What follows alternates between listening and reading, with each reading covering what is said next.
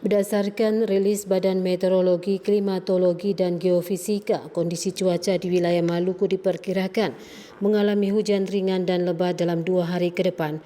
Peluang hujan lebat berpotensi terjadi di Kota Ambon dan sekitarnya.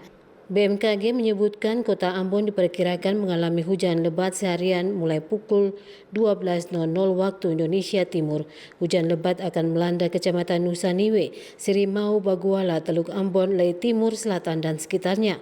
Suhu di Kota Ambon mencapai 25 hingga 30 derajat Celcius dengan kecepatan angin mencapai 20 km per jam. Selain di Kota Ambon, Kota Masuhi dan sekitarnya akan mengalami hujan lebat pada pukul 3 dini hari untuk 2 hari ke depan. Pulau Haruku, Salahutu, Lehitu Barat masih berpotensi terjadi dengan intensitas ringan dan lebat. Sementara di Namrole juga terjadi hujan lebat seharian mulai pukul 9 pagi hingga pukul 22 waktu Indonesia bagian timur. Kota Tual dan Maluku Tenggara terutama di Kei Besar Utara Timur, Kei Besar Utara Barat juga mengalami hujan lebat sementara Tiakur mengalami cerah berawan untuk 2 hari ke depan. BMKG menghimbau warga untuk waspada cuaca ekstrim yang akan terjadi untuk 2 hari ke depan.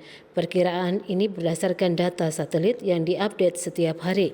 Panile Tahid melaporkan.